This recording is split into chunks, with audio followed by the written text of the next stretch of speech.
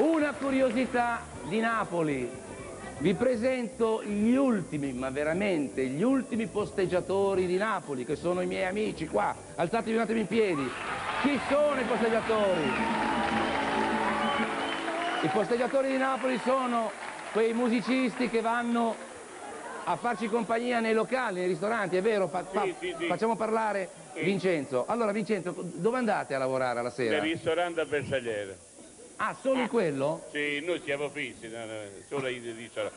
Ah, non fate il giro dei ristoranti di Napoli? No. Voi siete gli ultimi praticamente. Gli ultimi mesi lavoriamo fissi. È vero che avete girato il mondo? Che, ma no. Avete portato la canzone napoletana nel mondo?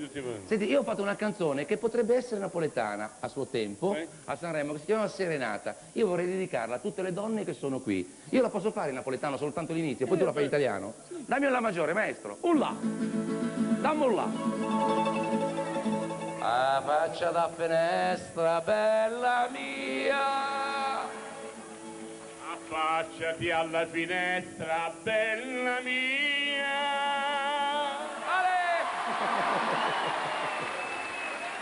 Bravi, dopo vi invito su perché c'è una sorpresa per voi, va bene? Intanto